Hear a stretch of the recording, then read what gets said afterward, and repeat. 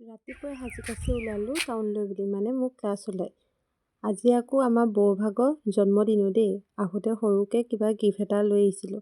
তাকে গিফ্টটো এতিয়া দিছোঁ। পিছে বৌয়ে বেয়া পোৱা নাই দেই, ভাল লাগিছে বুলিয়ে কৈছে। হাঁহি দেখিছে নাই একদম। আবেলি আহিলে মোৰ বন্ধু এজন, সি আকৌ আমাৰ ঘৰলৈ আহিলে ইডলিহে খায়। ফোন কৰিলে ক'ব ইডলি বনাই থবি, মই গৈ আছোঁ। কিন্তু এইবাৰ ইডলি বনোৱা নাছিলে, সি ঘপককৈ ওলালেহি। তাৰপিছত আৰু তাকে লৈ বোলো ব'ল তেতিয়াহ'লে দোকানৰ পৰা আহোঁগৈ। সেয়া বস্তু পাতি লৈ আহিলোঁ। আহি এতিয়া নবৌয়ে বনাত লাগিছে আৰু সন্ধিয়া আকৌ বৌজনীয়ে আমাক চাহ খাবলৈ মাতিছিলে, কিন্তু সন্ধিয়া অলপ নাযাওঁ বুলি ক'লে বাৰীয়েদিয়ে মিঠাই পাৰ কৰি দিছে। বৰ মৰম দেই। আৰু ইয়ালৈ চাওক, ইডলি কেতিয়া হ'ব, কেতিয়া খাবলৈ পাম সেইটো ভাবিয়ে ৰৈ আছেগৈ পাকঘৰত গৈ। তাৰপিছত এইফালে সন্ধিয়া জুই জ্বলাই থোৱা আছিলে, তাৰ কাষতে বহি আমিকেইটাই সন্ধিয়া চাহকাপ ধুনীয়াকৈ খাই ল'লোঁ। আৰু এইফালে আমাৰ চলি গ'ল এতিয়া ফটোশ্বুট। কেক লৈ ফটোশ্বুট দেই। শুভ কামত দেৰি নকৰি আমি কেকটো কটালৈ অপেক্ষা কৰিলোঁ দেই।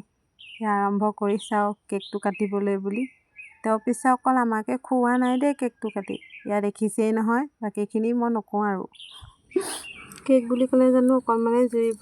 ভিতৰত খাই আহি আকৌ এইফালে হাতে হাতে লৈ বহি ল'লোঁ দেই। ইয়াৰ কথা নকৈছোৱেই বাৰু, ই কেক খোৱাটো ভাল। শেষত ৰাতি সাঁজটো একেলগে খাই আলহীকো বাই বাই দিলোঁ আৰু লগতে আপোনালোককো দিলোঁ দেই। Bye bye.